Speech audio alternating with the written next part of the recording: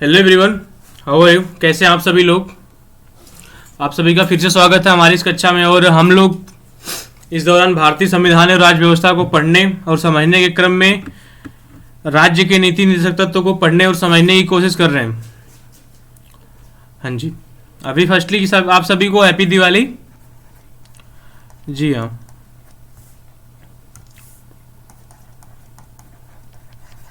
ठीक। आप सभी की दिवाली बहुत अच्छी हो और उम्मीद करता हूँ अच्छी होगी भी आपकी दिवाली।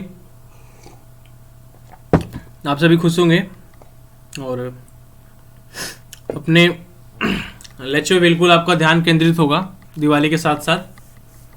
तो ठीक है, ये चीज़ें तो हैं, दिवाली, छठ, होली होती रहती है ना। तो हम लोग इस दौरान भारतीय संविधान और राज्य व्यवस्था के क्रम में हम लोग राज्य के नीति निर्देशक तत्व पढ़ रहे थे। और राज्य के नीति निर्देशक तत्व पढ़ने के क्रम में हम लोग उसके प्रावधानों को, जैसा कि हम लोग पढ़े थे कि उनमें राज्य के नीति निर्देशक तत्व में ये पहली बात अपरिवर्तनीय है, लेकिन ये संविधान के द्वारा न्यायालय के द्वारा आप लागू इनको नहीं करवा सकते, ये अपरिवर्तनीय है। और इस क्रम में हम लोग देखे थे कि राज्य के नीति निर्देशक तत्व में 3 विचारधाराओं का समावेश है, जिसमें हम लोग समाजवादी विचारधारा को देखने थे और उससे संबंधित अनुच्छेद को देखे थे। इसी क्रम में गांधीवादी विचारधारा को देखे थे, इसी क्रम में उदारवादी को। इसका संविधान में वर्णन नहीं है कि गांधीवादी विचारधारा है, समाजवादी विचारधारा है, उदारवादी विचारधारा है। ये मतलब उसकी अनुच्छेदों में झलक मिलती है, ऐसा मतलब उनके अनुच्छेदों में समाजवादी विचारधारा की झलक मिलती है, उदारवादी की झलक मिलती है, गांधीवादी की। जी हाँ, तो उनकी झलक मिलती है, ठीक है। तो उनको देखे थे और देखने के साथ साथ समझने की कोशिश की थी। और कुछ आर्टिकल रह गए थे ना, उसको हम लोग देख लेंगे अभी, ठीक है। आप टेंशन मतलब मैं लास्ट में जस्टिफाई कर दूंगा सारी चीजों को। जी हाँ,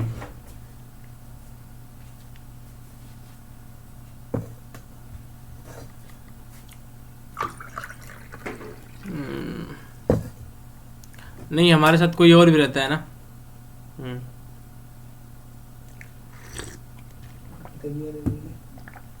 हमारे साथ हंटर सर रहते हैं।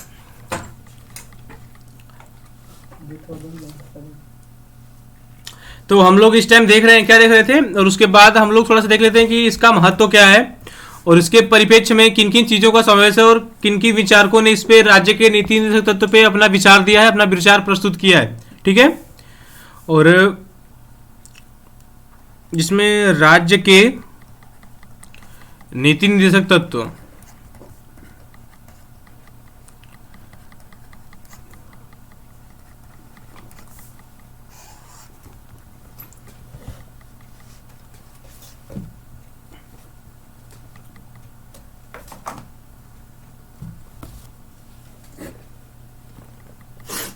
राज्य के नीति निर्देशक तत्व, ठीक है। इसमें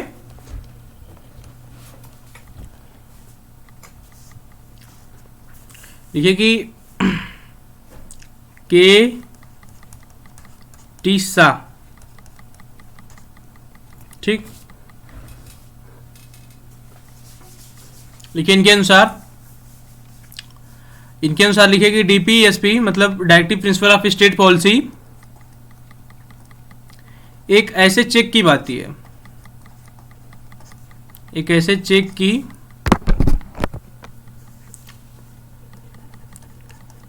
भांति है जिसका भुगतान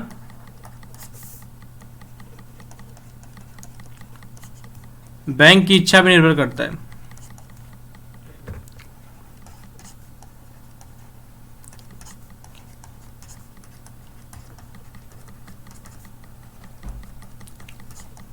जैसे कि राज्य को जो नीति निर्देशक तत्व है उसको राज्य चाहे तो राज्य के लिए वो सकारात्मक निर्देश है, जो कि हमारे संविधान निर्माता या संविधान के तहत राज्य को सकारात्मक निर्देश दिया गया कि आप इन चीजों का पालन करेंगे। लेकिन वो राज्य की कहीं ना कहीं इच्छा पर निर्भर करता है कि राज्य उनको लागू करता है कि नहीं लागू करता है, कहीं ना कहीं राज्य के ऊपर टोटली डिपेंड है।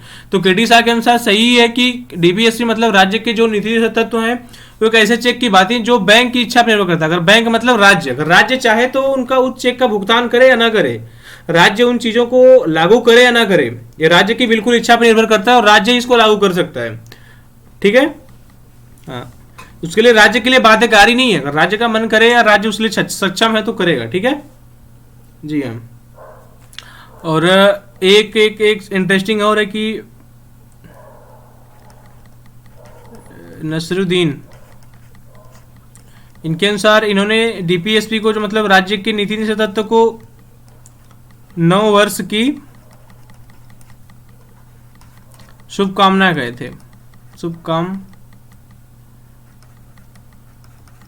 शुभकामनाएं।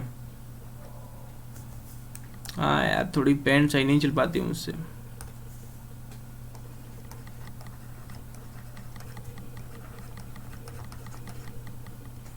ठीक, कि जो राज्य के नीति से तो 9 वर्ष की शुभकामनाएं कौन कहा था? नसरुद्दीन जी, इनके अनुसार। ठीक है।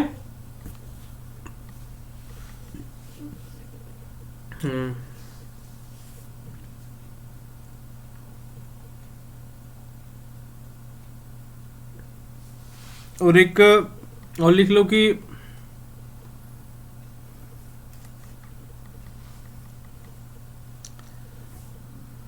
हाँ, अब लिख लो आइवर जेनिंग्स।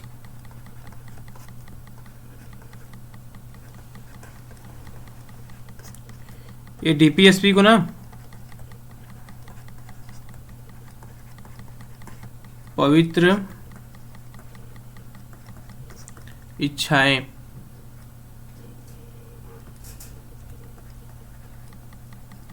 का मतलब जो आइवर जेनिंग्स है वो डीपीएसपी को एक क्या कहते हैं? एक पवित्र इच्छाएं हैं। मतलब किसी व्यक्ति की जो पवित्र इच्छा क्या हो सकती है? ठीक है।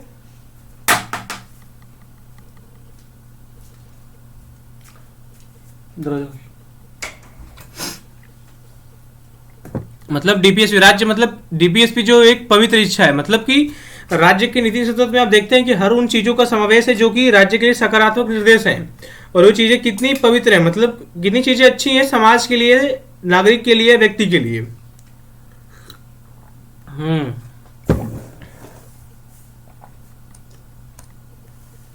और एक के एम पडिक्कर,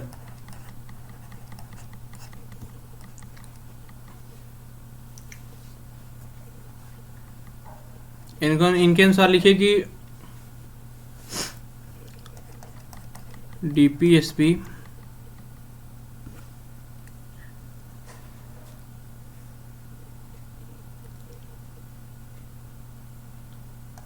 आर्थिक क्षेत्र में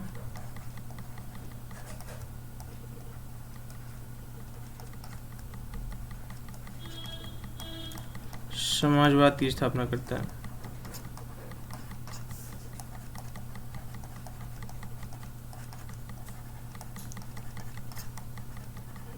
ठीक। और डॉक्टर अंबेडकर के अनुसार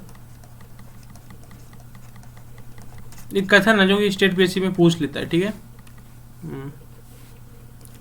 डीपीएसपी मतलब राज्य के नीति से तत्व। ठीक है। लो हो गया।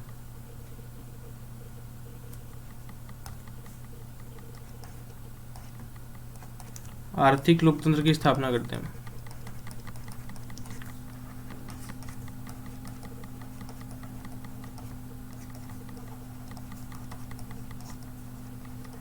ठीक है।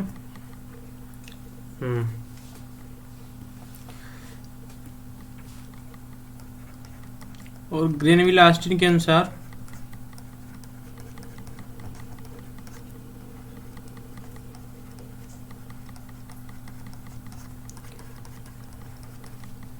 डीपीएसपी संविधान की आत्मा है।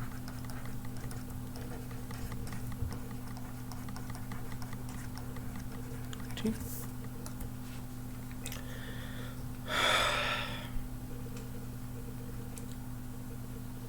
जी हाँ, मतलब डॉक्टर अम्बेडकर के अनुसार डीपीएसपी आर्थिक लोकतंत्र की स्थापना करता है। ठीक है। ग्रेनविल ऑस्टिन के अनुसार डीपीएसपी संविधान की आत्मा है।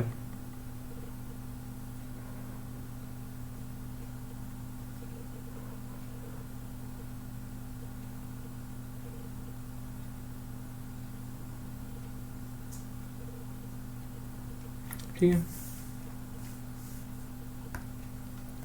और दिन अब पढ़ लेते हैं, मतलब इसके लिख लो कि डीपी एसपी की आलोचना, फिर मत तो पढ़ लेंगे,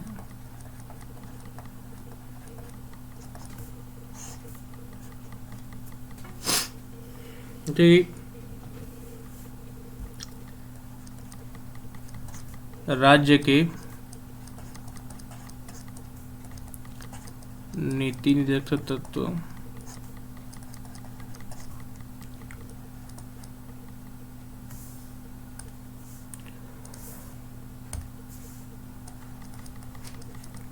गैर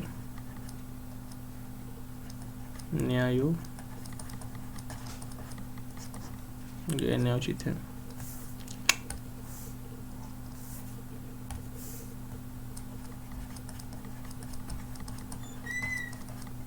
ठीक, मतलब ये संविधान के द्वारा, मतलब ये राज्य पे बाध्यकारी नहीं है। राज्य के निश्चित तत्व जो होते हैं वो गैर न्यायोचित होते हैं। मतलब आप इसके लिए कोर्ट नहीं जा सकते हो कि मेरे जो राज्य के नीति तत्व हैं इनमें जो प्रावधान है उसको राज्य लागू नहीं कर रहा। आप इसके लिए कोर्ट नहीं जा सकते हो, न्यायालय नहीं जा सकते हो। आप फंडामेंटल राइट के लिए जा सकते हो।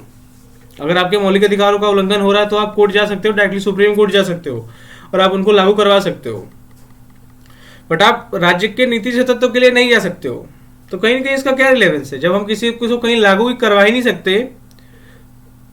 बस इसीलिए राज्य की इच्छा पे टोटली डिपेंड करता है। मतलब ये आलोचना पढ़ रहे हैं, इसका महत्व भी है, लेकिन अगर आलोचना में देखनी है तो ऐसे ही करेंगे, ठीक है। कि जो राज्य के नीति तत्व है उसका कोई मतलब नहीं है अगर इनके सेंस में कहें तो, क्योंकि टोटली राज्य की इच्छा पर निर्भर करता है और एक गैर न्यायोचित है। आप इस कोर्ट के सामने आप बाध्यकारी नहीं बना सकते हो आप इस चीज को। हाँ जी,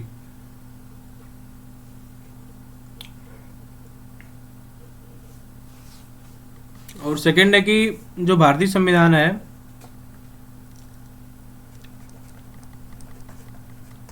भारतीय संविधान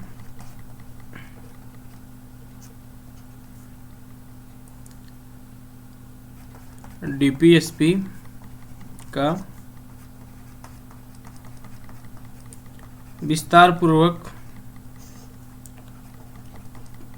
वर्णन करता है,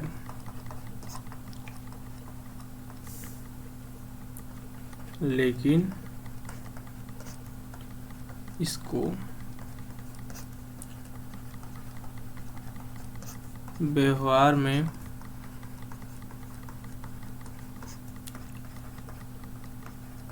कैसे लागू किया जाए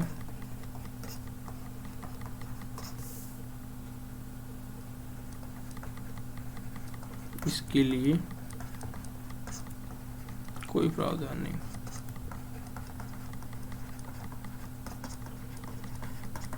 ठीक, जो भारतीय संविधान है वो डीपीएसपी का बिल्कुल विस्तार से वर्णन करता है, ठीक है। कि डीपीएसपी में मतलब राज्य के नीति तत्व में ये चीजें शामिल है, इन तत्वों का समावेश है राज्य के नीति तत्व में, लेकिन वो इसको व्यवहार में कैसे लागू किया जाए इसके लिए कोई प्रावधान नहीं करता है कि हाँ इनको व्यवहार में एज ए फेडरलिज्म कैसे लागू होंगे ये चीजें। जी हाँ,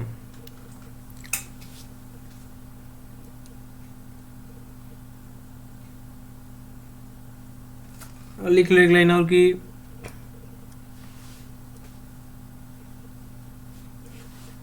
कुछ डीपीएसपी आज़ादी के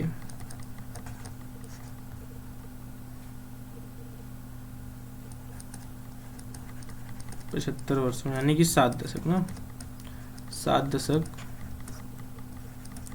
बाद भी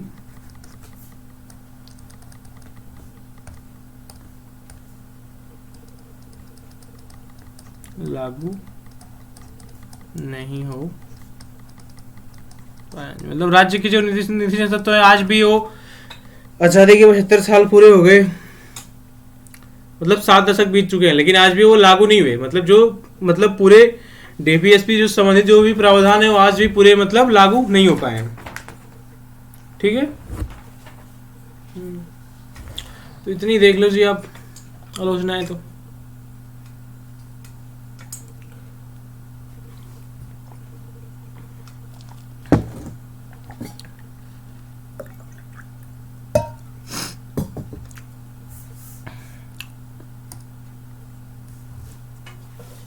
अब आप लिख लो कि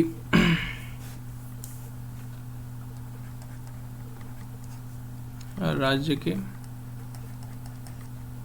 नीति निदेशक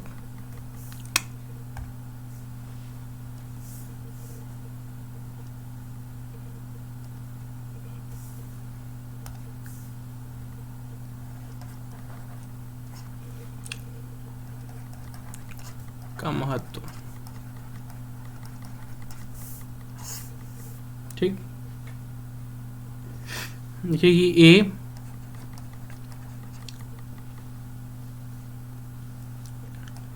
सामाजिक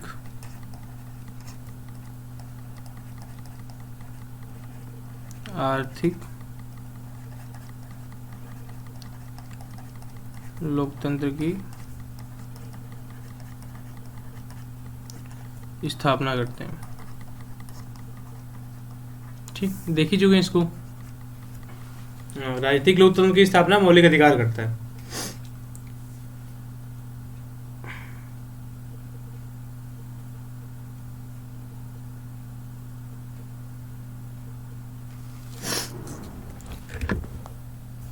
और लिखिए कि डीपीएसपी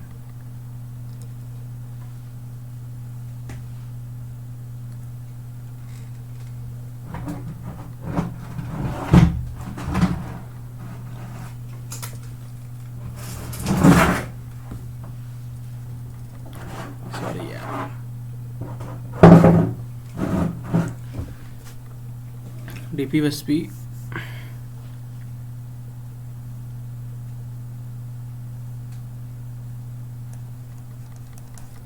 अतिवादिता से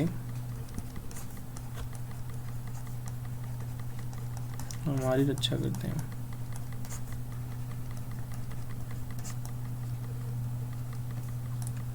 और इनके कारण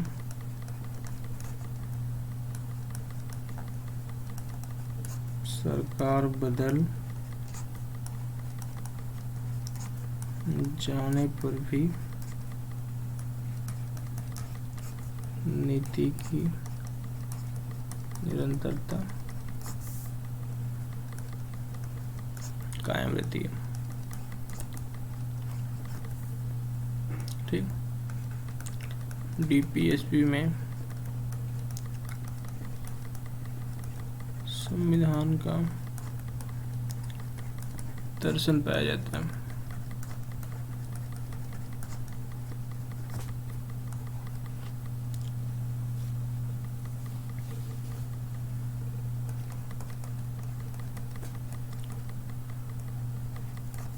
राज्य को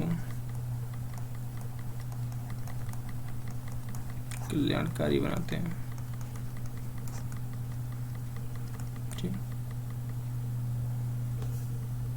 और लिखिए कि अधिकांश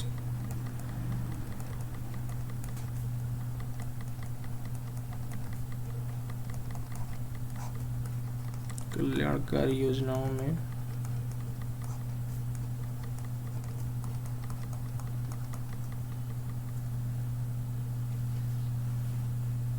योजनाओं के मूल में लिख लो। ठीक है,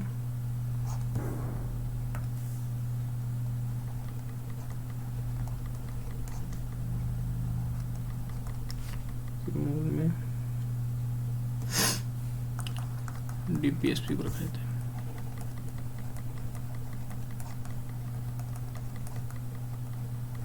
ठीक,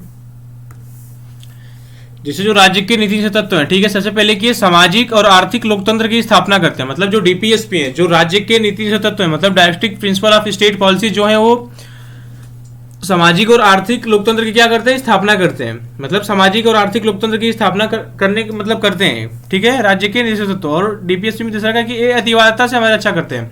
जैसे कोई गवर्नमेंट है वो अतिवादिता करती है, ठीक है, और इसी कारण कोई अति कर लेती है किसी चीज का और सरकार बदल जाती है।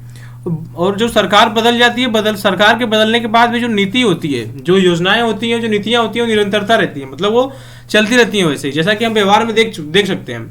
और डीपीएसपी में संविधान का दर्शन पाया जाता है। ठीक है, जो संविधान का दर्शन पाया था भारतीय संविधान का दर्शन प्रियम्बल में, फंडामेंटल राइट में, डीपीएसपी में और फंडामेंटल ड्यूटीज में। ठीक है, और डीपीएसपी राज्य को एक कल्याणकारी राज्य मतलब कल्याणकारी बनाते हैं, मतलब डीपीएसपी राज्य को एक कल्याणकारी राज्य बनाता है और अधिकांश कल्याणकारी योजनाएं जैसे कि जो राइट टू एजुकेशन हो गया, ठीक है, मिड डे मील हो गया, मातृत्व अवकाश की जो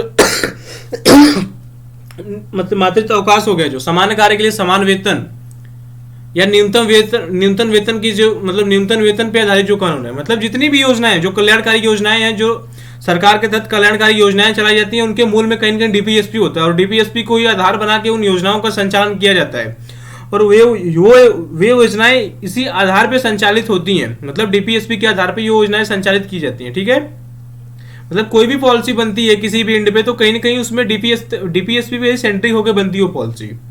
हम इसको देखते हैं एज ए वेरिएबलिज्म, चाहे तो राइट टू एजुकेशन का केस हो, ठीक है, चाहे तो मातृत्व अवकाश का हो, चाहे समान कार्य के लिए समान वेतन ही हो, ठीक है, और चाहे तो मतलब उसमें चाहे जितनी भी योजनाएं हो, उसके मूल में आप देखेंगे या व्यवहार में आप पाएंगे कि उसके मूल में राज्य के नीति तत्व को ही रखा जाता है। जी हाँ,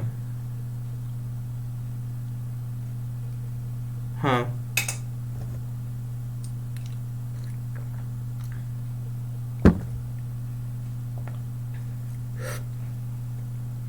ठीक है, बी सिंपल की राज्य के जो नीति तत्व हैं कि वो सामाजिक और आर्थिक लोकतंत्र क्या करते हैं, स्थापना करते हैं। ठीक है, और सामाजिक आर्थिक हम लोग बहुत अच्छे से समझ चुके हैं और लोकतंत्र भी समझ चुके हैं। ठीक है, और जो ये अतिवादता से डीपीएससी हमारी रक्षा करते हैं। ठीक है, और सरकार बदलने के बाद भी इनकी निरंतरता कायम रहती है। और भी थर्डली की डीपीएससी में संविधान का दर्शन पाया जाता है, मतलब फिलोसफी ऑफ द कॉन्स्टिट्यूशन, हाँ, डीपीएससी में पाया जाता है। और डीपीएससी राज्य को एक कल्याणकारी बनाती है, मतलब वेलफेयरिज्म स्टेट, और अधिकांश कल्याणकारी योजनाएं, जो भी कल्याणकारी योजनाएं राज्य सरकार या केंद्र सरकार द्वारा चलाई जाती हैं, और उसके मूल में डीपीएसपी को रखा जाता है। जी हाँ,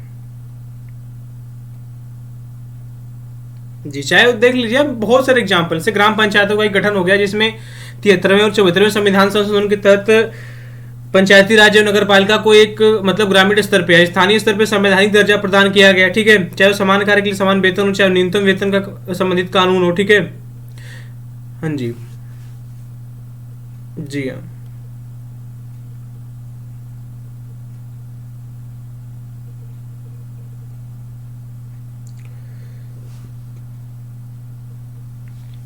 ठीक।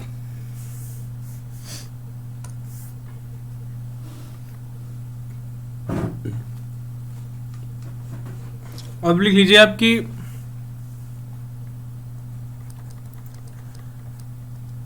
मौलिक अधिकार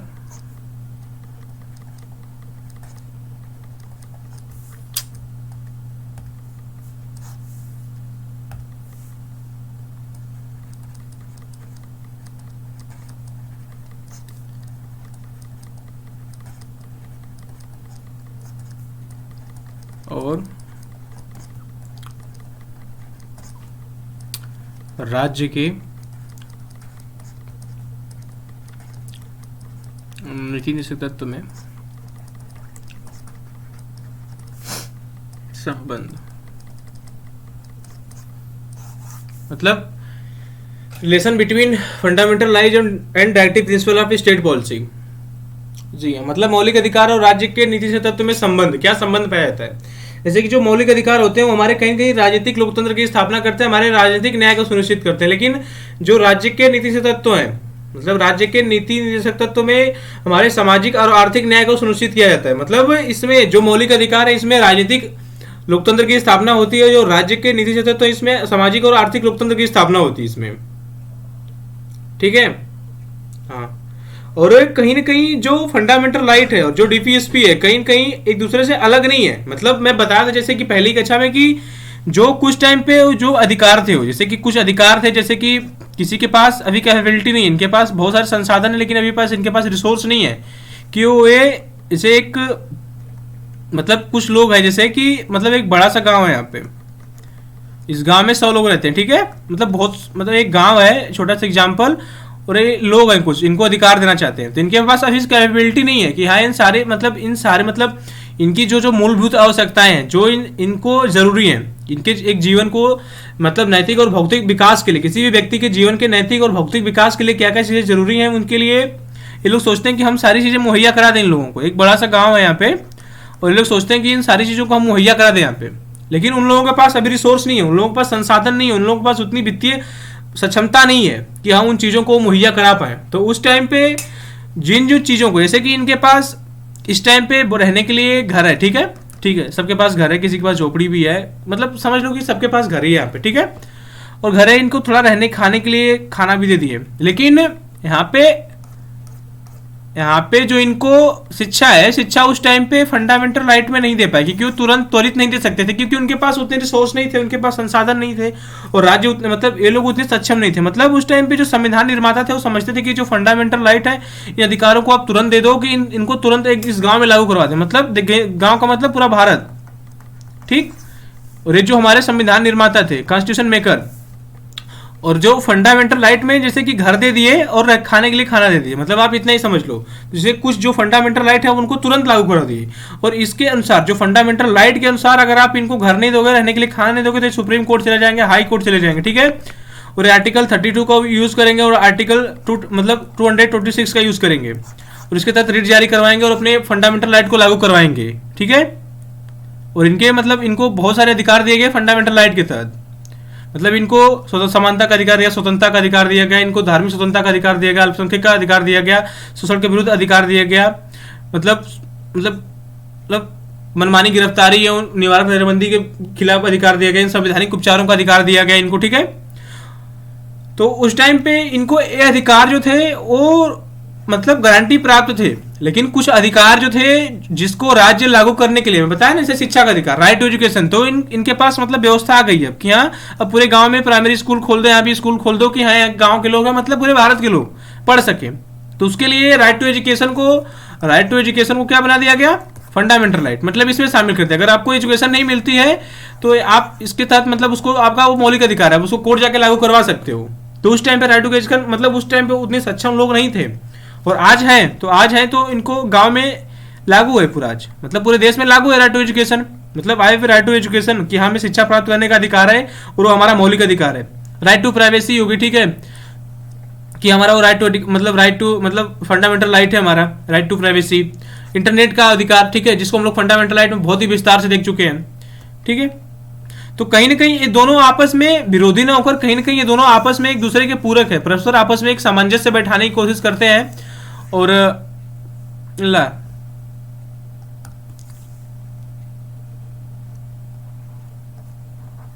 ठीक, तो आप लिखो यहां पे कि मूल अधिकार और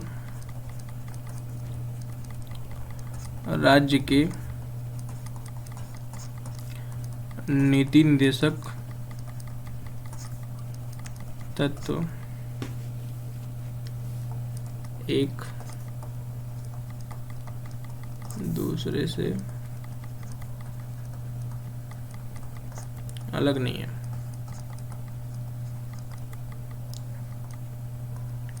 बल्कि एक दूसरे के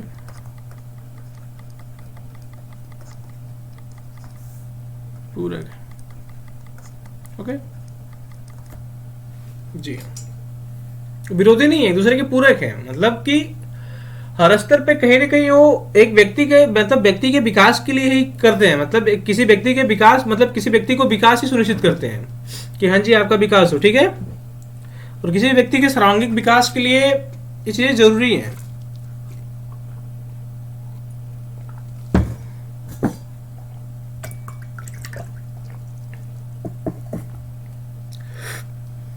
यहाँ पे अब लिख लो ऐसे,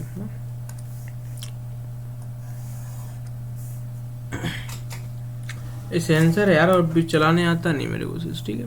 तो थोड़ी बहुत राइटिंग अच्छी नहीं हो पाती मेरी, आप मैनेज कर सकते हो, करो। अब नहीं करोगे तो यार मेरी तो मैं तो ऐसा ही लिख सकता हूँ इससे, मतलब मैं अपने एंड पे अच्छा ही लिखने की कोशिश करता हूँ कि मैं अच्छा लिखूँ।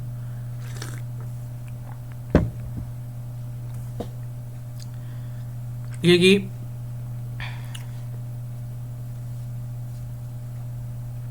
फंडामेंटल राइट, यहाँ पे लिख लो, यहाँ पे लिख लो डीपीएसपी, ठीक, जिसमें लिखो कि फंडामेंटल राइट प्रवर्तनीय है,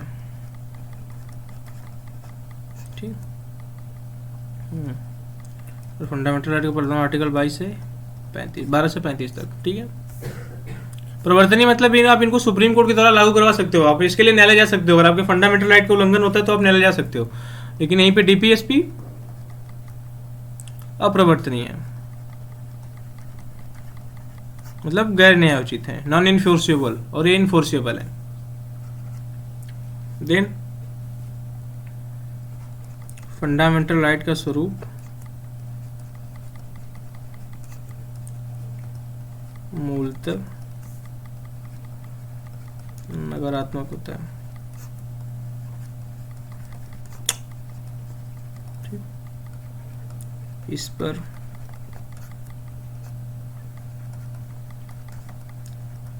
युक्तियुक्त प्रतिबंध, मतलब रीजनेबल रिस्ट्रिक्शन होता है।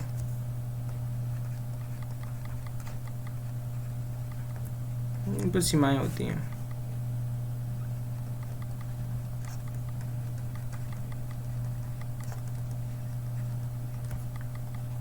ये इनका निलंबन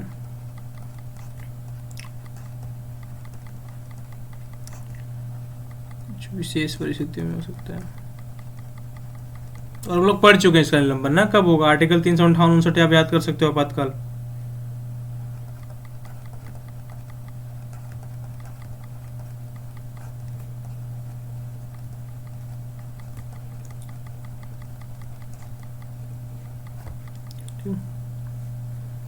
और ये मूलतः सकारात्मक होते हैं ना डीपीएसपी,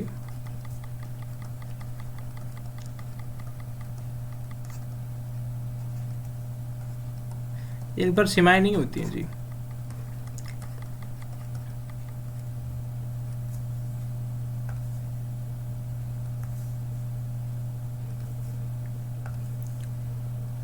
इन पर सीमाएं नहीं होती हैं, इनको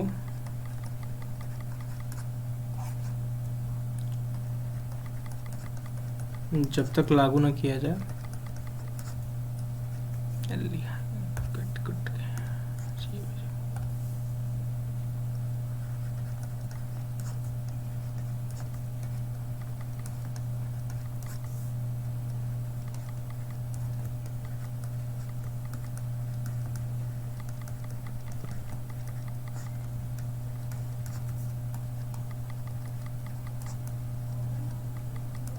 ठीक।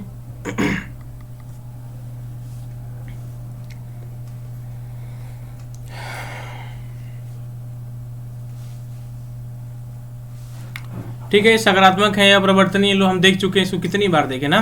इनको जब तक लागू न किया जाए निलंबित रहते हैं, राज्य के ऊपर डिपेंड करता है क्या इनको कब लागू करे कब नहीं करे, ठीक है, इसको देख ही चुके हम अच्छे से।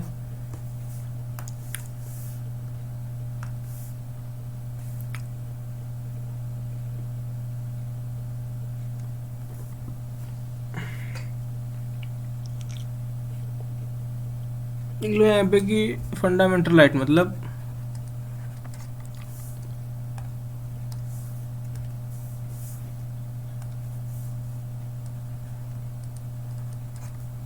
मूल अधिकारों का उद्देश्य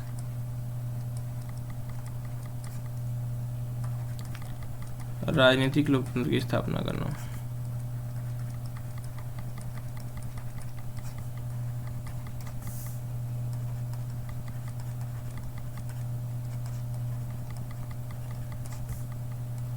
डीपीएसपी राज्य के नेतृत्व का उद्देश्य सामाजिक, आर्थिक, लोकतंत्र की स्थापना करना, ठीक। जी हाँ।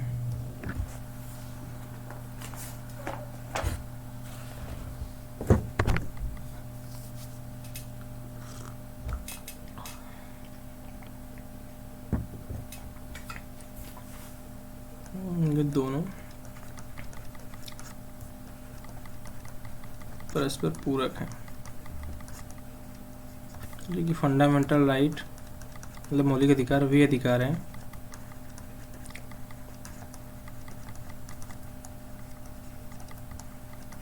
जो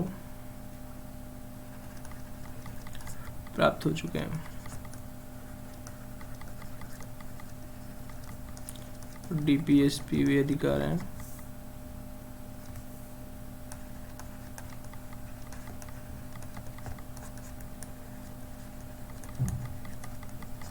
जो भविष्य में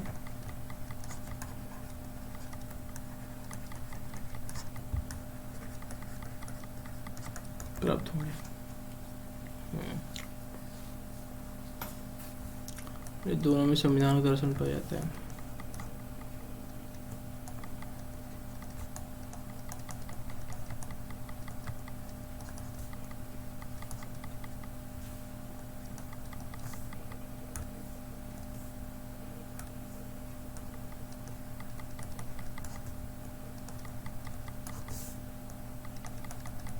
ठीक,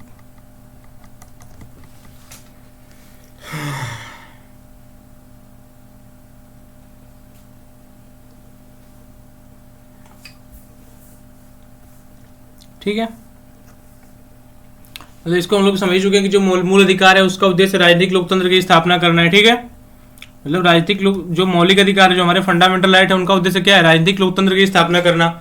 और जो डीपीएसपी उनका उद्देश्य क्या है? सामाजिक आर्थिक लोकतंत्र की स्थापना करना। और ये दोनों आपस में परस्पर पूरक हैं, ऐसा नहीं कि एक दूसरे का विरोधी है। और जो फंडामेंटल राइट है वे अधिकार हमें बताया कि वो प्राप्त हो चुके हैं। जो डीपीएसपी है वो भी भविष्य में प्राप्त होंगे, और दोनों में संविधान का दर्शन पाया जाता है। ठीक है,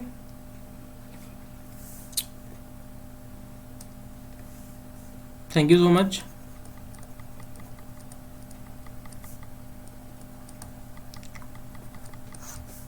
happy Diwali to all of you.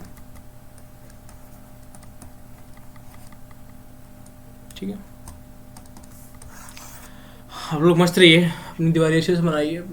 भगवान करे सभी के माँ बाप, मतलब सभी की फैमिली खुश हो। हाँ